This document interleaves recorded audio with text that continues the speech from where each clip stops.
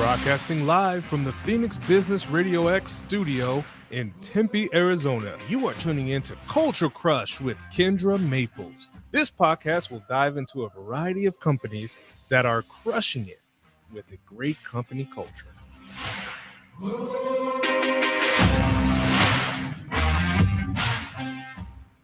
Hey, everyone, and welcome to another episode of the Culture Crush Business Podcast. On this podcast, we focus on everything surrounding businesses with a good company culture. We do deep dives into companies that are crushing it with a great culture, and then we bring in the resources of other companies that are out there to help improve company culture. So really, when it comes to the root of it, we're a hub for company culture resources. Today, I have two guests that I am super excited about because this is a little bit unique from what we normally do because I already got the two of them together. Last night, we did a big event with Culture First, the chapter that's here in Phoenix, and we did it at Arizona Wilderness Brewing Company, all about culture, a great group of people, and our two guests today were the speakers yesterday. So it's really fun because even though Bobby is remote and virtual with us today, she was in person yesterday, which is super cool. So real quick, I'm going to introduce our guests, and then I'm going to let each of you kind of tell us a little bit about yourselves too. So we have Bobby Soretich with the Southwest Institute for Emotional Intelligence. Bobby, welcome. Thank you. Nice And then to be we here. have, yes. And then we have Craig Foreman, also known as Culture Craig with Culture Amp, that's here today as well. Yeah, thank you. I'm so excited to be here. It's so great to be together and be with you again, Bobby. So I'm happy to be here. Yay. Bobby, I'm going to let you go first since you're virtual. We're looking at you up on the screen. Tell us a little bit about you, what you do, and how you got into starting the Southwest Institute for Emotional Intelligence. Yes, I'm the co-founder of the Southwest Institute for Emotional Intelligence, and we do training, coaching, and speaking and consulting services around helping leaders in our community, as well as a lot of, I would say, enterprise clients, helping them build their emotional intelligence skill sets. And when it comes to emotional intelligence, if you just break it down, it's basically self-awareness, emotional management, and emotional communication with other people. So we look at all of those skill sets and how can you be a better leader. So we look at taking maybe a good leader and making them a great leader. And that's the difference. We believe that as you move up in an organization, you become less transactional and more transformational. And I've been doing this for probably, on and off for 19 years. I started by doing leadership conferences for years. I started out doing meeting and incentive planning and went on to work for a leadership network company that we did C-level conferences specific, and I got into doing content for them. And I went out on my own and started my own speakers agency. It was actually after 9/11. So that's how long ago this was when I started my own speaker agency. And I was representing professional speakers for meetings and events. And there was one speaker, Dr. J.P. Palu-Fry, who was an expert in emotional intelligence. And I got to meet him. I was selling him to my clients. We kept working together. I felt like it was foundational, the key to leadership success. Everybody should know about this. So we quickly became friends too, and I went and got certified. It took me a while to actually train on my own. I did a year-long coaching program around emotional intelligence. And then, one thing that happened to me personally is I was diagnosed with breast cancer in the end of 2008, going into 2009, which I think we all know that was a pretty tough time for business. That was the housing market crash. And then I got breast cancer and I was an entrepreneur and it was pretty tough. And I have to say, that's when I leaned on these emotional intelligence skills the most, when I found, it was tough. It was tough for me personally. And I had to really go back to what are the foundations of what I teach and what we teach here. Mm-hmm. So, I feel like this is emotional intelligence is needed for all types of leaders. And I feel like if you haven't been introduced to it in some way, you got to read something, do something, become more self-aware. But that's really how I got started in it, and I've loved it. I'm very excited about bringing this to more people, and actively involved in helping people improve their emotional intelligence skill sets.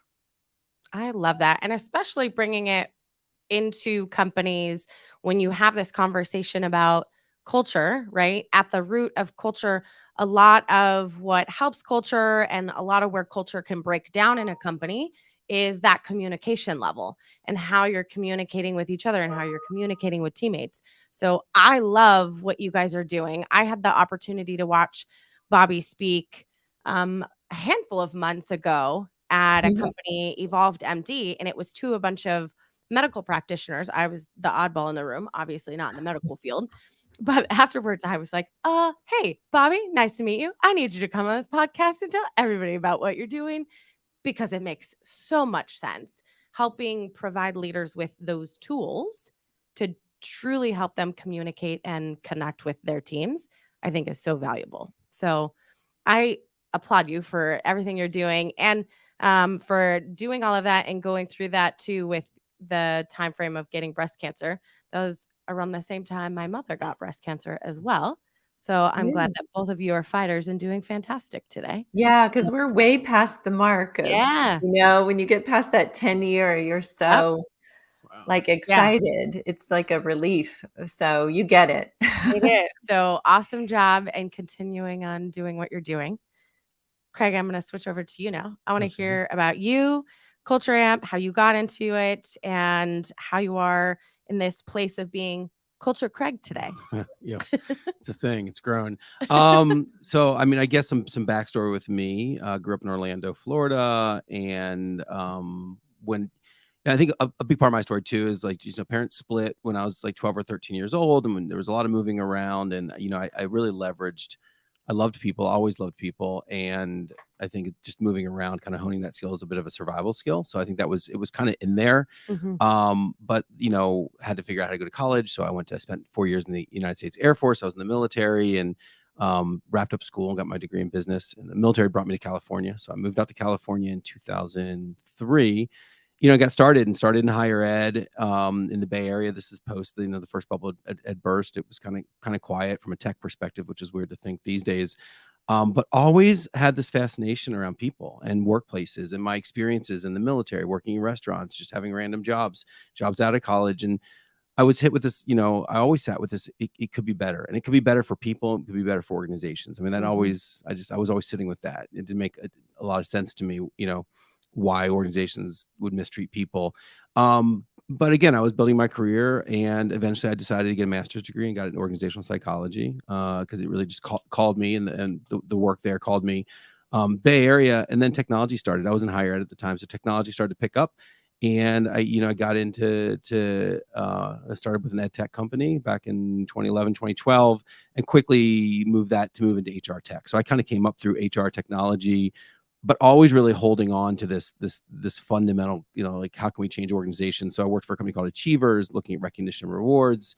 Eventually ended up at LinkedIn for a year on contract, working on referral stuff. And then about 5.5 years ago, I got introduced to this company, Culture Amp. At the time, it was about 150 people, was just starting to make big moves in the States and also in Europe. And we're an Australian-based organization that was an employee listing platform at the time. Now we're an employee experience platform.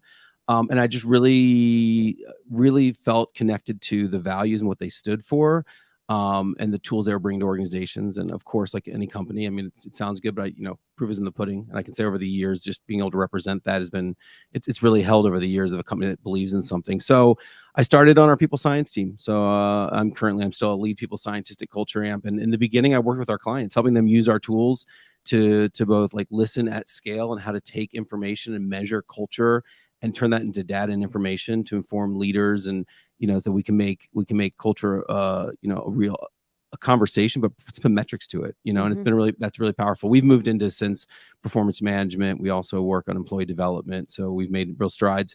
And then my journey was I worked with clients, but I was so excited to be in the space and so excited to be with this and this growing company. So I had the opportunity to start to go to events. At first I just started going to events and bringing my phone and shooting little videos. And this is probably the beginning of Culture Craig. And finding my way on the panels and conversations and putting myself out there. And then Culture Amp was growing, and we decided to start putting together events. So we started building these large global events. In 2018, we launched Culture First Global. We had about 1,200 people in San Francisco, and then we did it again in 2019, and we had close to 2,000 people. So I had found my way moving all the way from a customer role into this marketing role, helping build our events, working with speakers, and how do we amplify these stories? How do we bring these things to life? And how do we inspire more people to drive change and make this case in the organizations?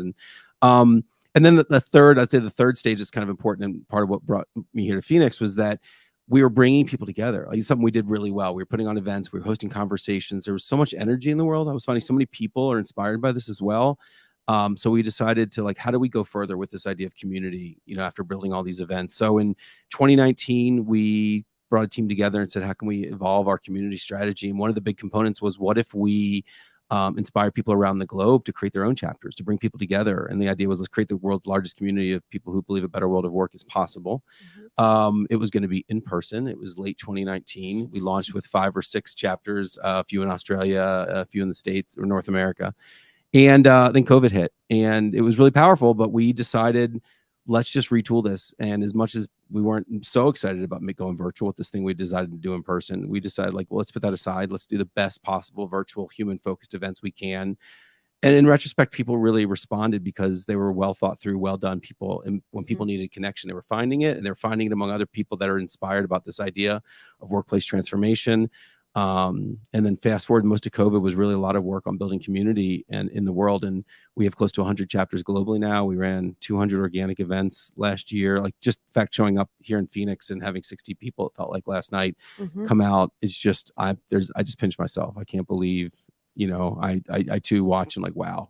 So been at that, working really hard now also to bring, our events back to life in person with Culture Amp. So we're doing that again. We've been building virtual online. I think we had just 20,000 registrants at our last virtual conference. So now we're doing a mix of virtual and in person. So I've had the opportunity to start traveling the globe a bit and putting on events with Culture Amp as well, to bring people together, both organizationally and just anybody who believes a better world of work is possible. So it's a lot of information. I'll stop there, but that's my story. Yeah, but it's good stuff. And I love how you guys started and had this very in-person epic plan. And then 3 months later, everything changes. But you still have traction with people because, like you said, people are inspired by this. And I think that timeline of COVID and pushing it virtual and now being in person has helped companies like Culture Amp, the chapters of Culture First. I think that's what gave some traction to Culture Crush, because you took people from being in person, connecting, right? That's easier to kind of form a culture. And then you sent everybody home and you were like, hey, let's look at each other through this little screen. And now I get to see your whole life and your children and your dogs and your cats in the background. But this is where people got more involved in that conversation of culture. And I think that's where this traction, it's kind of a bad thing. It sucked with COVID and everything, but the positive piece that's come out of it is truly people are getting more into this conversation of culture and what is culture and how do we improve culture and how do we connect people. Craig and I were even just talking on the ride over here about appreciation, showing appreciation for your employees, right? You can do that virtual or in person, but what do all those pieces look like? So the timeline is tricky for you guys, but now you're doing these events with, did you say 20,000? Our virtual, we For were the in a virtual virtual. conference. Yeah. Okay. And then even like you said, last night, we had about 55 people that showed up in person. And really, there were only about 10 people that didn't show up that were registered. That's so amazing. That's huge right there. So being able to do these events, virtual, in person, it's neat for me to see this conversation of culture happening. So with all of that being said, as we dive into this conversation, and we are live right now, so people can shoot in questions as well that we'll kind of attack at the end. But it is very much a coffee chat conversation with the two of you. The only question that I really stick with is I start the conversation off with, what is culture, right? How do we define culture? Can we define culture? Really, what is it? So I'm going to throw that out there to either one of you, and that's what we'll kind of start with. And then our conversation can go in any direction we want it to. Well, culture, Craig, you've got to answer Oh. that first. You've got right. it in your title. Yeah, if you have this title, you have to be prepared with that, Yes, question. I feel like No, valid. I'm so happy you asked that question, because so many times there's conversations get going and you realize everybody's talking about culture without ever stopping to define this thing. I mean, what is culture? What is, it's like, what is love? What is culture? These are terms that are trying to embrace something that's very big and very difficult. And again, I don't know that I'll share my thoughts and definition. I think it's important. So if you talk to me, you know where I'm coming from, but I also appreciate that different people have different perspectives. I think about it. There's kind of like these two. I think there's this big circle when I think of culture, and that is, and I love this definition of the way we do things around here. Period. End of story. The reason I say it that way is because I think it's really important. That's you going to the grocery store. That's you, your family. That's you at a party with your friends. That's you on the bus. That's you. And I think as humans, it's amazing if you think about it, that we move in and out of these cultures, the way we do things, and we know intuitively, we can read and pick up what's okay, what's not. Most people can. And I think that's just really important to think about, like, what's happening behind the scenes for all of us and how we read an environment and what's happening, what are the norms, what are the values. However, I'm saying it like that because I think there's another circle that's a smaller circle inside of that, which is organizational culture. And it is different. And to me, our CEO, Didier Elzinga, often says your brand is your promise to your customers, like this thing that you're putting out into the world as an organization, and your culture is how you deliver on that. And I say that because as an organization, it's unique and different. There is a relationship to some external world, to like what we're providing to the world, what we're bringing to the world, and we're trying to get disparate people to come together, get aligned around that, and bring that to life. If that doesn't exist, if it doesn't work, if we're not successful, it disbands and we move on and we do different things. That's not the same in your family. That's not the same among your friends. It's not the same. And so I think it's really important to differentiate those two of what we're talking about. And then the next layer then is like, how do we create an organizational culture where people are aligned? How do you take these people with different values, their own set of values and backgrounds, and come together and get aligned, and then, all aligned to help this organization move forward to achieve its goal to stay alive or disappear. So, that's how I define culture, but I also love to break those two down because I think they're really important to share the distinction. And I like that in your explanation of culture, you connect it to the brand and the company, because you do have that promise to the outside people, right? Your customers. And then what are you doing with your inside people too? So I like that connection. Bobby, what about you? What would you add, change? Yeah, I'll just add on to that. I think from an organizational culture standpoint, that it's really your beliefs. I mean, I think as a community, we share, whether that's your work community or your neighborhood community or your friend community or your family. I think we share beliefs that we're trying to live within. And it's kind of how we show up for ourselves and how we show up for others. And that's part of a good culture. And from an organizational standpoint, or really from a personal, I do more work around organizational, and I agree that it's happening whether you're intentional or not. So you have a culture, whether you want to define it or not. And so you might as well start to put some beliefs around it, what you want to stand for, how you want people to behave, how you want them to show up, and then, show up that way, act that way, hold yourself accountable. And it's going to be created whether you do it or not. It's happening. Your culture. I'd like to add, before we move on, one additional thing I think is really important. And that is, I ask anybody that's listening, when you hear that word culture, especially in this context on a podcast, does your mind automatically go to all the cliche stuff that people associate with culture, the kegs or the this or the food or the ping pong tables and all those things? Yeah. And I think it's really important to say, like, we've been conditioned to think that way. To me, and kind of what Bobby's hitting on, that culture is that alignment, and how do we do things to achieve the mission? And like, I'm so happy, like having experiences like the military. Like I think about the 82nd Airborne that can have 70,000 people anywhere in the world in 24 hours. I mean, that's what they're tasked with. Think about the culture it takes to do that. Like in that scenario, command and control is probably really important. In that scenario, slow changes and everything being very methodical and training regularly is important. Versus oftentimes we're talking about tech companies, we're talking about services. So I think it's really important. It goes back to that idea of it's let go of it. Is it good? Is it bad? It's what is the right culture to achieve the purpose of that organization? And they're different. There's a culture in prison, there's a culture in the military, there's a culture in, and I think when companies get conditioned to start to just try to follow what some other company did, or they lose sight of like, there's a piece that we can be inspired by others, but we have to build, like really do an assessment of what is this organization of people trying to achieve, and build the right culture to achieve that. And sometimes it is some of those things that don't always sound as great as that we'd like to see in most of our workplaces. So I like to take that idea away of this like soft, fuzzy, warm culture is just this, culture, like Bobby said, just is. We can be intentional, but in organizations, how do we align that to achieve the objectives? And I'm glad that you say how it's different in different industries and different spaces too, right?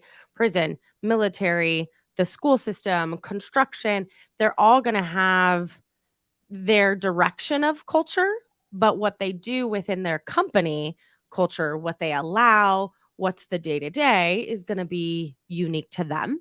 And Bobby, to your point, there's going to be a culture. There's a company that I'm working with right now, and the CEO is absolutely fantastic. And in one of our initial meetings, she said, I know we need to, define and work on culture. She said, we don't have a culture right now. And I said, oh, yes, you do.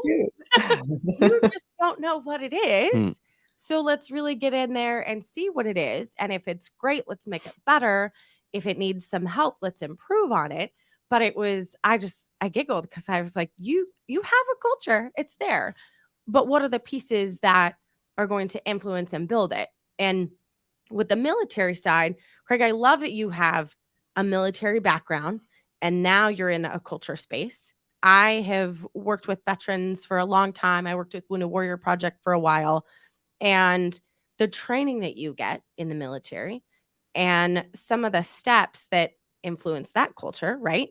Like you said, with command and control, with the steps of even just passing on information, right? There's very much a hierarchy. The communication is going to get to everyone because you're very strategic. So I love that background that you now bring into the culture space. Are there any other pieces of that background that you think have influenced or that you use when you're working with a team or working with your leadership? Like, are there other little pieces that you've picked up from being in the military and that culture to this? I think it just goes into the bigger pot. I don't know. It goes back to my point. Like if I went into an organization and tried to say, well, I mean, it may come up organically, but I think it's also letting go of that when I work with an organization. So I can just be fully, it's the idea of what I learned and saw in that being accepting of different types of cultures, not judging one over another. It's about what they're trying to achieve. Now, I also want to say I think there's shadow and light sides to all of these. Like you can see some bad stuff come of that command and control and that hierarchy, but you can also see bad stuff if we've seen come of these, like, hey, we're all so happy and everybody's great here and let's just party. And, and like, so we've seen how they can all, I think, all cultures can have, we have to keep an eye on the shadow side of it and the light side of it, or the positivity side. But I mean, I'm just as influenced by working at summer camps as a young kid and like, early on going, what's this about? Like these people come together. It's like, there's so much community and like, we're working hard, but we're playing hard. And then I'd leave this after the summer and go to like a restaurant job where people are just being like not treated well. So, I mean, I think I pull a lot on that, and I pull on also some of and to anybody out there, like I think most people can nod their heads and say they've had really bad work experiences. I've had some really, really bad ones. I'm really grateful now looking back. I see how they fit in, but I pull on those just as much too, because when I'm working with an organization and thinking about this work I'm trying to do, I think back to like, when I pretty much cracked, and really had to redefine my whole self, after like chasing the wrong thing and being in a really bad toxic environment.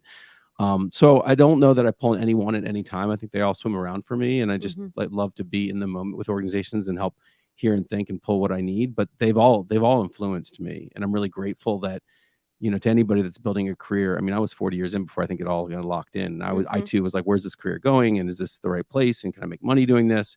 And I look back now and everything kind of makes sense, but I had to go through that and I had to get kind of beat up a bit so I can be good at, I think what I do now, because you have to see both sides of it and the impact and the harm that bad cultures can cause. So, but Bobby, I want to hear from you on this.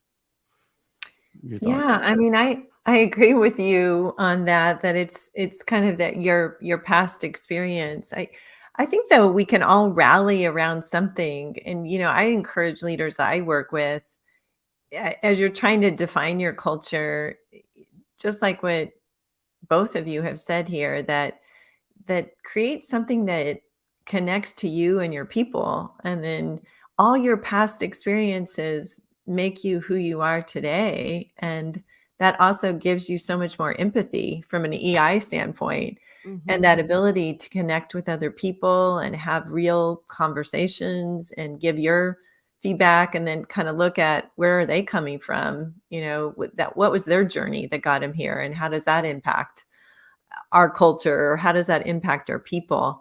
So I think even looking at from that standpoint, and a big thing for my organization and for me, and it's part of my book that I wrote. It's called Courage Does Not Always Roar. But Craig, I heard you say I think it's one of the values was having the courage. And I think part of the culture that I'm trying to create and what I instill in some of, especially the leaders that I coach or train, is just having that courage to have a difficult conversation or a healthy conflict, or to disagree and then commit together to what your team and what you've committed to as your bigger goals.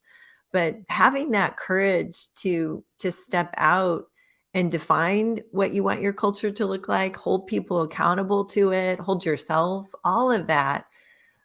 That for me, that one word courage really, it takes that concept and puts it together for me. And I when I heard you say that you're doing things globally, but your values have to be something that translates to other cultures, I think that is a word that crosses over and people understand what is that. They understand how that shows up for them to put themselves out of their comfort zone. And even going back to creating the culture that you want, you have to have the courage really to admit your mistakes, and also to say, to someone else, I think there's something better there, that we can hold ourselves and we can do something better to create this culture. But it's not that you just set it on paper and then it just takes off and everyone lines up and starts behaving that way. It goes up and down, and you have challenges along the way, but what brings you back to your foundation and your core? Yeah. And the value itself, I mean, Culture Amp only has 4 values. So I really love that we pushed ourselves to have few. Yeah. It's the courage to be vulnerable. And when we built the community and we knew we wanted to build something globally, there was a lot of conversation of like, well, how do you do that? And instead of being prescriptive, we decided to come up with these 5 core principles that are unique to our community, but only one crossed over, and that was courage to be vulnerable. And Bobby, I'll go, a step further too. I think what you just said about that across the board, but particularly as we're doing work with diversity, equity, inclusion, if people aren't willing to get vulnerable and be honest and say, I've been part of the problem, I've messed up, we're never going to make strides, especially the people that have the least to lose in the equation, So I think that's one of these spots that if we're really going to put our money where our mouth is and make movement, you have to be ready to be vulnerable. And I'm just, again, really grateful. I've been exposed to some great companies where, we had 4 white brunette founders, they'll say, in Australia, and they don't shy from that, but every day they talk about it at our big events, and how do we unpack that every day since, and that, here we are, but and that takes courage to be vulnerable, stand on a stage and own that and say, we have to do better. We have to do better. So it's just that encouragement. And to your point, I think vulnerability, your team sees it as courageous. I mean, who doesn't want to see a leader that's courageous? And I think vulnerability is probably one of the biggest displays of courage. So I'm happy you hit on that. And I think it's both ways, though. It's the courage from the team, right? It's everybody as a whole. It's the courage from the team, from all the employees, and then the courage of the leadership too. It's got to be both. Those leaders to admit, like you said, we don't know what we're doing. We're figuring it out. Even yesterday when we were at Arizona Wilderness Brewing Company, we had Jonathan Buford, who's the owner, one of the co-owners, and having him say how in the very beginning when they started the company, it was 2 brewers, right? And they're like, and they knew that they wanted to develop and grow and have a secure and a beautiful culture, but they also knew they were 2 dudes that didn't know how to necessarily put all the pieces together. And so they hired a VP of people and culture, Johanna, who's fabulous. And Jonathan will say over and over again, like, she's the one who's opened their eyes to a lot of this stuff. So you have to have the courage to be open, admit that sometimes you don't know what's going on. And then on the flip side too, I think admitting, okay, well, maybe we screwed that up. Let's fix it. And then, like I said, the staff itself, the employees, the team, being able to have the courage sometimes to speak up to leadership. I think that goes into the space of, Bobby, where you are, the emotional intelligence. How do you have those conversations? Then it goes into psychological safety at work. We've talked a lot about that on this podcast, and giving people that open space. So that courage word, it's one word, but man, it means so much in so many different areas. Bobby, in your space with working with emotional intelligence, do you get to see kind of inside these companies a little bit more to really see how it's affecting and how the teams are working together? And like I mentioned, with psychological safety and being open with each other, do you kind of get a glimpse into these companies and how what you're doing is affecting them and growing them? Oh, definitely. I mean, we get a behind the curtain view for sure. And I talk about we all have different personality assessments, but recently I've done the Working Genius. The Patrick Lencioni's group has that one, and Discerner is one of my Working Genius. So I think that going in, you quickly start to look at and discern, how do I read the room? How do I create a container of safety with a leader or someone to have the right conversation to help them see what's going on in their culture or what's going on in their leadership style that's having what's great, what's having a positive impact, and what's not so great about some of the things that they're doing. So, and for us, it's creating some tools so people can self-soothe and calm themselves down. We have one tool called Stop, Breathe, Ask. And the whole concept of it is, before you approach and do something you regret, you have to pause and make sure you're in the space, even if you have to take a few breaths. And that's intentional, to bring oxygen back up to your thinking brain, because we know when you're emotionally triggered or nervous or have anxiety, you're breathing shallow, your oxygen is going south. So there's a real physiological change. And you end up doing something you might regret, or saying something you might regret. And then later you're like, I have a couple emails in my past that I wish I could take back. Yeah, it's like, but even for me, like, I wrote this down, like, I am from Kansas City. So I was watching the Chiefs play Cincinnati on Sunday. But did you guys watch the game by chance? I was more involved in the San Francisco game, sadly.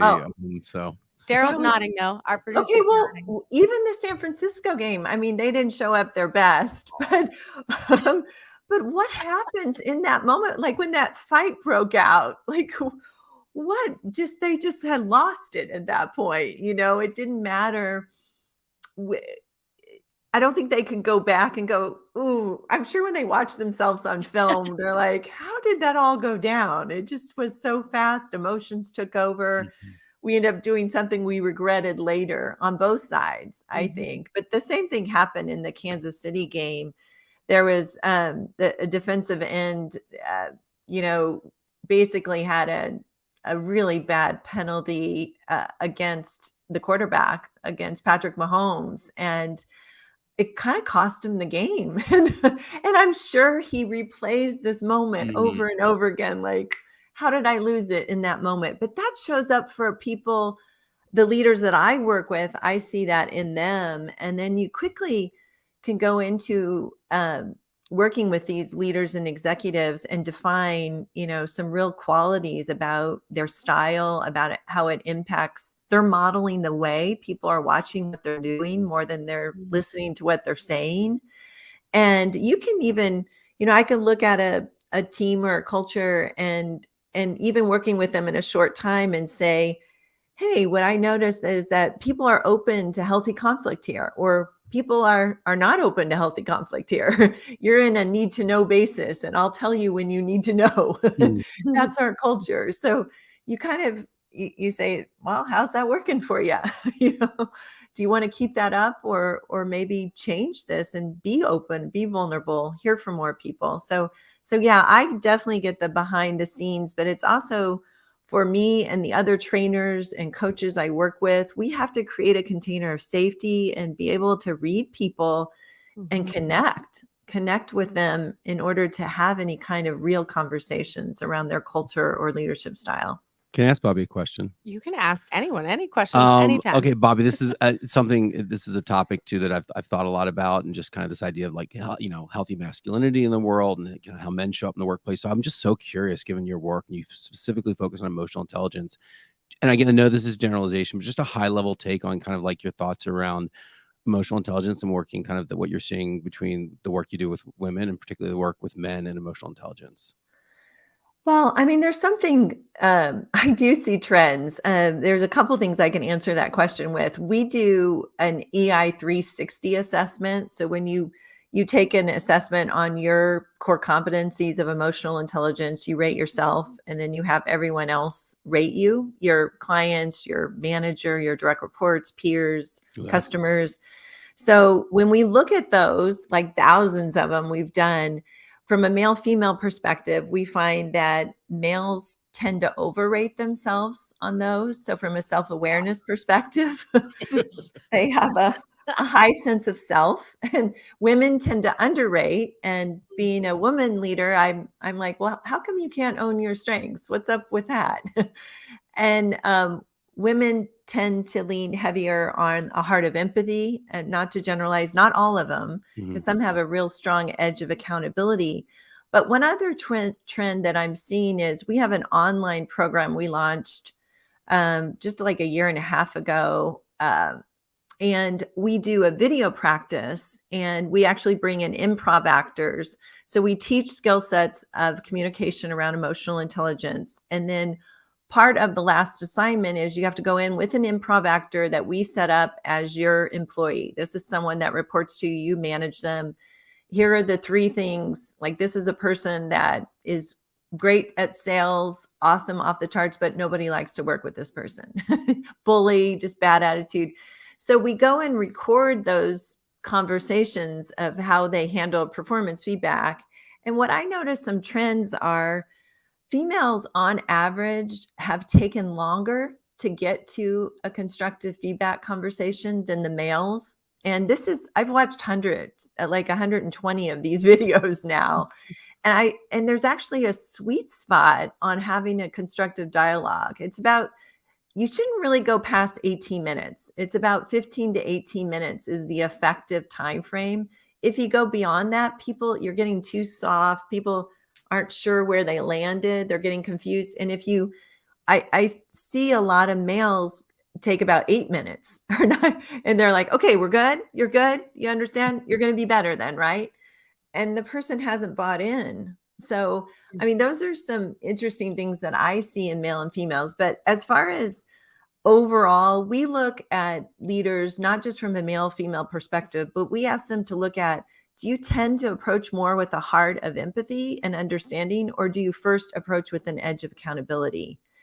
And then we kind of work from that, because and some people say, oh, I don't know. I go, well, ask anybody that works with you. They'll probably tell you which is your natural go-to.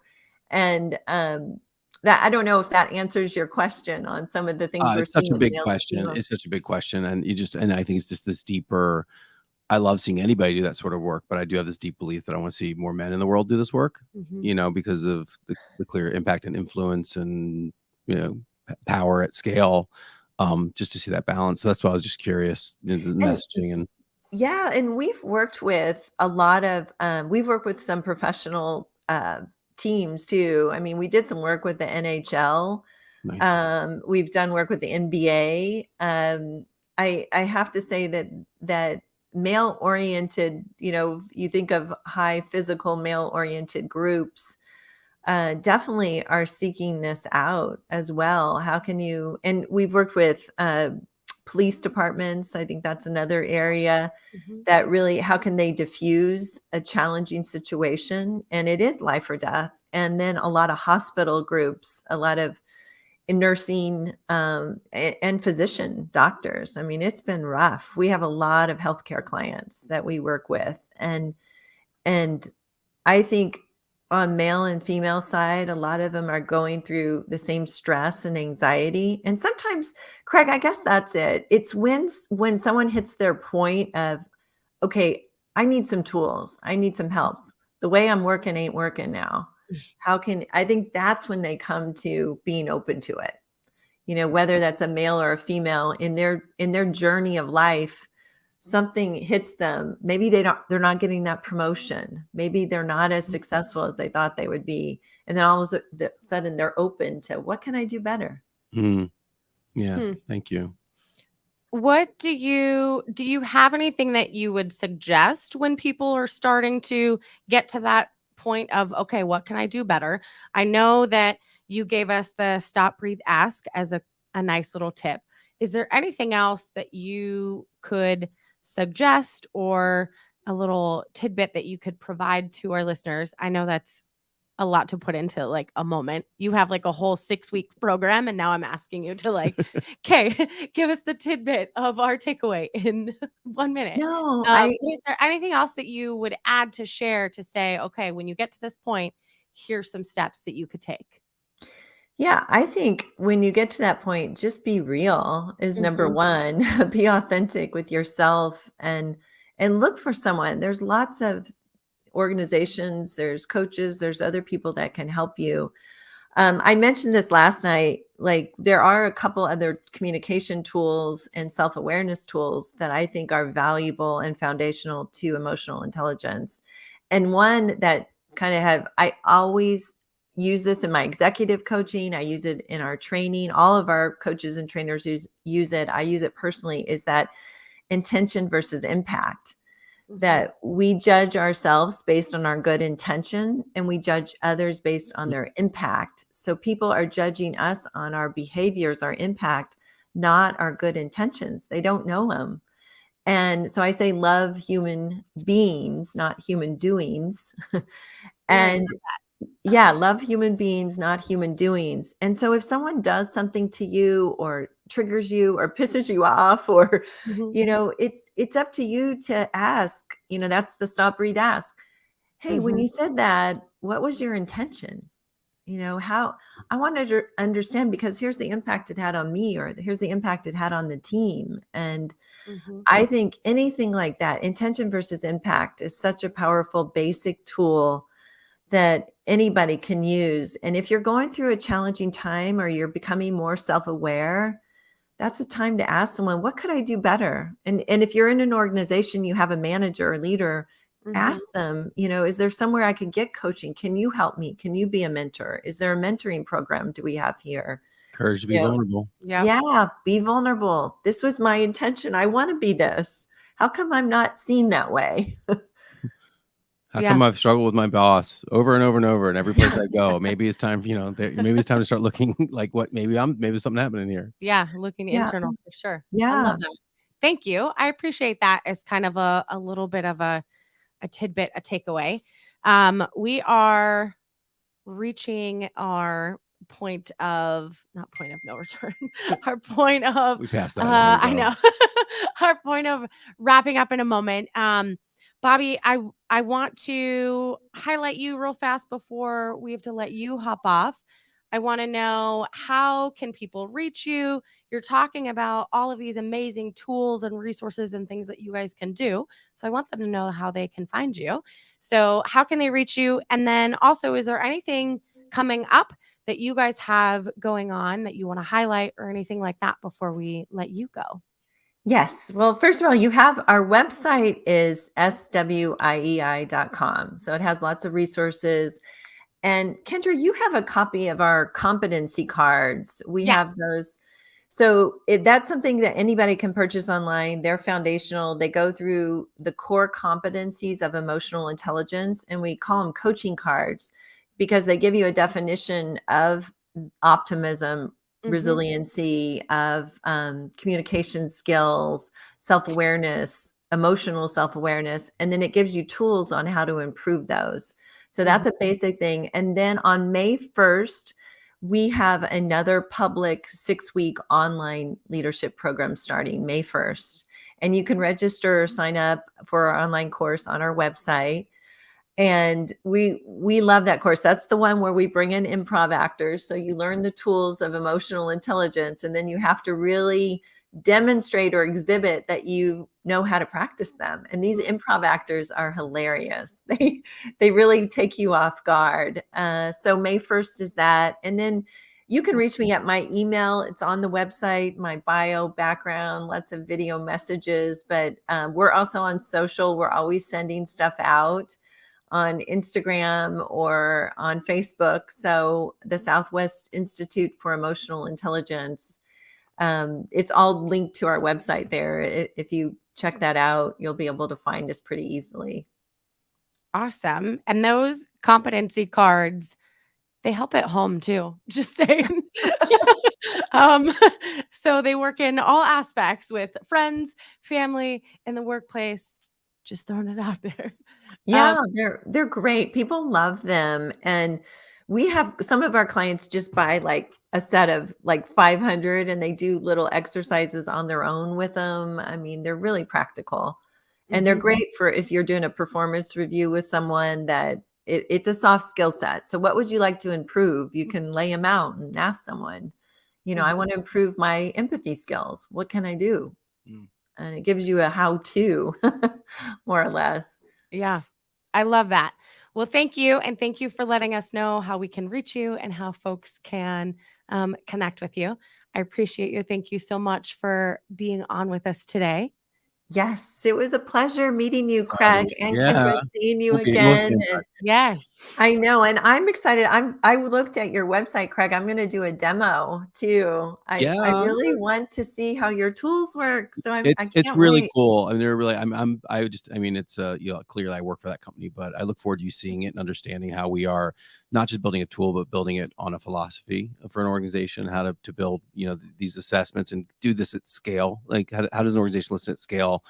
Which is really important. So I look forward to you seeing it and let me know afterwards. I'd love to hear what your thoughts are. Yeah, I'll reach out to you and connect on that because I looked at it last night after I left and I said I've got to do this. So I told my other operations person, I'm like, we should all go on this and try it out. This is great. Nice. Well, thank you guys. I appreciate you letting me be a part of this. And hey, keep doing what you're doing. It's awesome stuff. I really appreciate you just being dedicated to this, being passionate, and the community you're growing. Wow, it's impressive, both of you. Thank you. I feel the same way. We're all in the same boat, right? We're trying to make it so people want to go to work on a Monday morning and be excited about the culture that's there. So thank Yeah. you, Bobby. Okay, heading to another Bye. training. So Yes. see you. Bye. Bye. We're going to let Bobby pop off. And then, Craig, I want you to do the same thing. Tell us about you, how they can connect with you, find you. And then what we're going to do, we're actually going to stay on for a few moments. Usually, if anyone has questions when we go live, they pop in at the end. Okay. So we'll hang tight for a few Do we have moments. listeners live? Do we have some on there? I don't see Hope so. questions. But please do. I love But taking questions and that's it why makes it we'll- more engaging. So if you're listening, Yeah. So we'll Send a hang tight. question But in. in the meantime, I want you to do the same thing. Tell us what's happening, if there's upcoming virtual events that people can be part of the 20,000 attendees, and then Yeah. how they can reach you and all that good stuff. Yeah, so I think there's three tiers. I'll say. I mean, first go to cultureamp.com. There's so much on there. We've always leaned into sharing information. So the blog posts, the articles, we're open and transparent. We do a lot of research. So if you're interested in this space, if you're interested in culture, go to the website. If it's simply just to learn more, I mean, clearly if you want to learn about our tools, that'd be amazing as well. But also there's a community tab there, and you can see all kinds of upcoming events. So there are all kinds of events happening. We put them on as an organization. We do things called Geek Ups. So there might be one in your area. We do, and then also you can find out more through our community, all the community events. A lot of those are virtual or going to be local. So you can see those there. And you'll also probably see we have our next big virtual event is designed for EMEA, for Europe. But however, if you're on the East Coast, it might be a little more time friendly. That's coming up in March, and that's gonna be pretty amazing. We have Edward Endenfall, who is the editor-in-chief of the British Vogue. We have a woman named Steffi. Her last name's losing me now, but she is a 3-time world champion soccer player who did a lot around female and gender equity in that space. And then we just announced, although it might not be public yet, but I'm going to say it. If you're listening, you get it first. Esther Perel will be with us as well. Oh, cool. So that's really exciting. We've done some work with her in the past. She's mind blowing. So you can register there and sign up and be part of that come March 20th. Drawing blank. It's the third week of March. Cool. And then then also, like I said, the communities thing, you might be listening, and like part of this idea of building communities is I think that so many people are inspired by this topic that are interested. I mean, it's when you say organizational culture, everybody has something to say, but people typically feel very alone around that as well, even professionals. So the community is the idea is that we're building local communities where people can come together in person or put on virtual events. So you can take a look at there's chapters at culturefirst.com, or it can link through our website, under the community tab and cultureamp.com to learn more, see what events are going. But also if you don't see a chapter in your location and you're inspired, you can reach out. Like we've built we know how to help you set one up. So if you want to be a local kind of thought leader or somebody's bringing people together in your, do that. And then finally, connect with me on LinkedIn. I love it. I love to stay connected. I think LinkedIn's such a powerful tool for networking community. If we're connected there, we can have a direct, line of access. I also post a lot on LinkedIn, and I do a little bit, you'll see, Twitter at Culture Craig, and same with Instagram, but LinkedIn is a place. So please connect with me there. Let me know you heard this podcast, on your request, but that would be the third tier if you want to stay connected to what I'm thinking about or what's going on.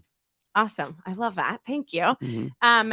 Right now you actually mentioned, as you were kind of giving your debrief, you mentioned people kind of feeling alone and trying to be part of this culture space and what that looks like. So very interesting, because the question I have for you is kind of along those lines. As an employee, what is the best way to promote good culture when it's not supported by an organization? That question comes up so often. I mean, it's such a standard question. And I think most of us I think if you're somebody in an organization that's committed to transforming or changing, I think the first is this acceptance that even decent cultures, there's a natural resistance. Typically people that do the work that we do, most people in the organization are not there tasked with building culture. They're there to do sales, they're there to do marketing, they're there to do finance, they're there to do operations. So as much as people get interested in this topic, the energy it takes to change is really difficult. And I think that's part of the reason oftentimes why people in the space feel alone, because most companies most people don't work at a company called Culture Amp full of people that talk about culture all day long. So they feel alone because the company's tooled to do something different and they're being asked to do that. And even if they're even relatively supported by their leadership, the true change and work to change behavior is really hard. It can beat you down, and that energy to resist and push back. So the first thing I say is this isn't just a plug for our community, any community, the idea that you're going to find your tribe or your people inside the organization is probably not realistic, because the organization's, that's not what it's there to do day to day, even though you're tasked with that. So where do you get supported and not feel, where do you recharge your energy? Where can you get with other people that you can share those stories with? And I think that's really important. I think the other thing that I've learned around, I use this analogy, I shared it with people last night and they thought it was pretty powerful. So I'll use it here. And that is, I think people like us doing this work, we're out in the deep end and we're swimming around. We're it's so good. And I love vulnerability, and come on, it's warm and it's wonderful and we're all connected. And there's people on the shore that are what? And we're come out, get out here. And the truth is nobody wants to go from the shore to the deep end if you don't know how to swim. Yeah. So I think for those of us, our job is, how do you go back to the shore and walk those people in slowly and invite them in? And also, my CEO said this to me oftentimes, we're building a community, don't focus on what's not working. Sometimes we get fixated on those that don't want to come along, and we miss all the people that are interested or curious. So it's build this thing. It's super attractive. People people want to feel seen, connected.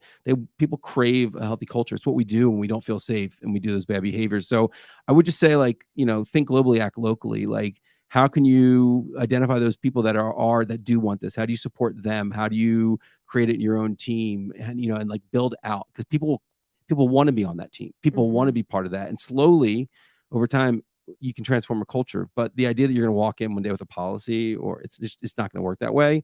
So like I said, it's tough work. So find your support group. It's typically going to be outside of your organization, and then just always find those people that want to support this effort, that are interested in how do you educate and inspire and create community among them, and just keep building it and grow it out versus trying to go beat people over the head and say, come do this.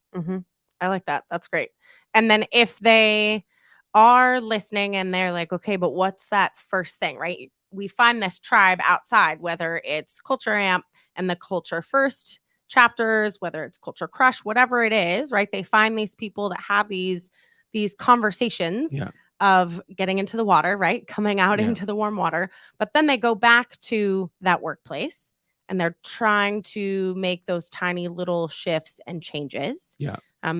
Do you have any advice on internally what they now do with those little bits? So I think that this goes back to tools like Culture Amp, and that is data is really critical. And I think it's been one of the missing components, because if you just show up and you're telling people why they're doing it wrong or why it's not working, lots of stories are going to come up about, well, why it is working or this or that, or why you don't know what you're talking about, or this has happened often when people roll out tools like ours, and I've seen it firsthand with Culture Amp. When you start to put data to that, I call it the Fitbit effect. You can believe you're getting your steps, and you can do all that stuff, and you can be like, no, I'm fine, but slap a tracker on your wrist and then say, are you getting your steps? Something shifts, and if you're really only walking 6,000 a day, it's amazing how behavioral change. And no one had to push anybody. All they had to do was get that metric on. So where I'm going with that is, how are you? If you're really doing this at scale, to your question, if you're somebody that's like going to organizations and trying to support that, how are you leveraging data to tell these stories? And I think that's where the miss is. Oftentimes, I worked with a very large company that most of you would know. And she said to me, this is the head of HR. And she said, for years, I've been saying the same things to our executive team. And, they listen, but it never makes it onto our annual kind of objectives. And she said, we rolled out Culture Amp. And I went back and said the same thing, but backed it with some data, which is important, because she might have found that she was off too. And that's important. Sometimes you what you think when you have data doesn't always line up. When she said she went back to the leadership that following year and kind of made the same case, but she brought in some data from the survey they had run, that 2 of those initiatives made it onto their annual objectives. And so I think if you're really trying to drive change, organizations are very left-brained, they do want some data. So if you can merge the data with the story, it's pretty powerful. And so I'd say, how are you making that case in a business way? And what are you doing? Are you using any sort of tool to gauge? I'll give you just a quick example too of how that works. Like on our tool, we can do this, we can pull up heat maps, so you can look across different demographics. One of the biggest drivers of engagement consistently is this idea of open and honest communications, right? When you ask that question, you go look across levels. So let's say executive level 7, and then you have your VPs, and then it's typically really high. That group reports really high on their ability to, but I'll have to go look at level 3 and level 4. Oftentimes there's a massive disconnect. And when a group of executives sits in a room together and believes that collectively, that's the story. When you can pull up some data and say, okay, I get you believe that. Let me just show you the data. This isn't me, Culture Craig, coming in to tell you, like, this is data. You're 20 points off the average of what your people think. There's not much more work that needs to happen. They're going to go home that night and sit with that. They're going to think about that. So that's the idea of, like, you leveraging data to start to highlight some of these things for people and get, and to reach out to somebody that can help you with that. I love that. And Jonathan said something along those lines last night too, when he was talking about that they use Culture Amp, and they had it, they bought it, they purchased it, but he didn't know they weren't utilizing it to the full capacity. And then when Johanna, their VP of People and Culture, came on, she was like, hey, you have to use this.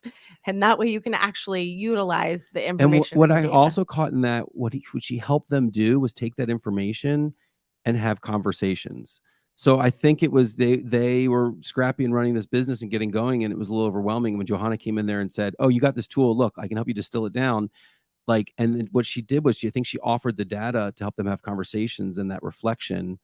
And then they saw the imperative. No one was like talking them into it. They were using substantive data to really be critical about their organization, what they wanted to build. And I think that's what Joanna really helped, was to use that data to start support conversations, and she knew how to do that, and that was really amazing. Yeah, which goes to show that yes, you have the data, you have the tools, but that person that kind of has the ownership of the culture is really important. I feel like it's the last role that companies fill Yep. and the first role that they get rid of, Yep. but it shouldn't be that way, right? You have a director of sales, you have a director of marketing, you have those teams covered, but you really don't You have say your people are anybody. important, and that's the first thing, that's what I've said. Yeah. I've seen some companies that when there's a downturn now and they're like cutting, it's like, so you've just laid off people, now you're cutting your listening initiative. What signal are you sending? And Yeah. where is that really talk about how we do things around here, and like, what does that send the signal? But I also think it highlights one other thing, that there's no software that's going to solve this. And I Yeah. think it's what Johanna brought the human and helped them understand it. Like even Culture Amp, it's a tool, and it's only as good as the people and the intention. I think it's designed really well to help leaders and organizations make sense of this. But, I've also seen people take advantage and use it the wrong way. So software is software. It's the Mhm. humans and the philosophy and how you approach it. So Yep, for sure. The last question that I have for you before we wrap up and Daryl turns us off of Mhm. the podcast and live, do you see any trends that are coming right now? Like, what are some of the trends that you see in this space of culture with companies? I mean, I think they're the obvious trends, right? They are the organizations trying to rethink, like, what does this look like now? What is it? Mhm. What is hybrid? What is it? And those are questions that are going to continue to be answered. And I think that honestly, we're really coming out of something was pretty intense, and we had to be responsive. So I think there's this movement right now of moving from reactivity, and it's time to shift back to being intentional and proactive. And I think that was just by design. But, I've thought about this question a lot, and I've heard different perspectives, but, somebody asked me that a while back internally, and what came up for me was the question mark is a trend. And I say that because Mm. I think for all of us, look, what I noticed prior to the pandemic was the game, particularly among senior leaders, was like, somebody has done this. How do I find the person that's done this so I can get the playbook to do it at my company? We're scaling, we're doing this, we're shrinking. There's no playbook anymore for any of it. So Mhm. I think it's letting go, and it's that idea of the question mark and realizing your own, like, it's going to take this entire, like, who's your community of practitioners? Are you in contact often? If you're trying to do this alone, and we're moving into a place of rebuilding everything, rethinking everything, I think one of the benefits of the pandemic was like inertia is a very powerful force. And it's not often that the handbrake gets pulled on inertia, but it did. And so for all of us that have been thinking about changing the workplace, talked about the future of work, like, it's now, it's here. Mhm. So everything has to be rewritten and rescripted. So the trend is stay open to possibility. The trend is who's your network of practitioners? Where are you learning? Where are you processing? Because don't go look for the answer. I mean, it's typically not, there's no one answer just now. So I think Mhm. that's a big trend. And I think Josh Bersin just released his trends for 2023. They're all around connection, communication. Mhm. I followed Josh Bersin for many years, and has not always been that way. 5 years ago, it looked a lot more like you'd imagine. So all these things like emotional intelligence, how are we supporting our managers and leaders to be better? It's one thing to say we stand for that, but are we training our managers and leaders to do that, especially in a world where everybody's distributed and we're working with people across different time zones and regions? So I think it's a continual lean into this idea of the emotional intelligence, and how do we develop leaders that aren't just there to drive numbers, but are there to like develop humans. Mhm. In a nutshell, it's all a work in progress. All a work in progress. There's no playbook. There's no, we were talking football earlier. There's no, going back and seeing this play worked, because it's going to be different for every company and every location. And so I think leaning into the tools, the people, the resources that are out there is how we're going to do this and how we're going to Yeah. support And I people. hope, I also, when I say this community thing, I think we have a real opportunity to drive, like I said before, like the stuff we sat around and talked about, like this is the Mhm. moment. So if you've been inspired or thought about different organizational structures or different ways to do things or how it could be, like this will eventually solidify and move into its next iteration. So like, it's like, that's also the call for finding communities. We support one another to build the kind of world that we've talked about. Mhm. Like now it's time to put it into action, which is Yeah. a big value again in our communities is, put learning into action. Yeah, it's action time for sure. Craig, thank you. You're welcome. I am so excited. I get to spend multiple days with you with the event, the podcast. I'm so excited that you got to come out and be part of all of this live Super as well. It's been and so in inspiring to person. me also. I love this, and I'll be on cloud nine for a while with all of this, with the podcast and the event and everything. So thank you. And then to everybody else, thank you for listening to another episode of the Culture Crush Business Podcast. As you know, on this podcast, we focus on everything surrounding highlighting businesses that are doing great things with culture, but also bringing in the resources so folks know that there's a support system out there for them to find the right resources to improve their company culture. Culture Crush is your hub for company culture resources. And then we share with you all of the other experts that are out there to help. So thank you again for listening, and we'll see you guys next time. Thank you for listening to another episode of Culture Crush, the only podcast out there that does a deep dive of companies that are crushing it with a great company culture. If you think your company has a strong culture that should be highlighted, please reach out to Kendra Maples on LinkedIn or email us at culturecrushpodcast@gmail.com.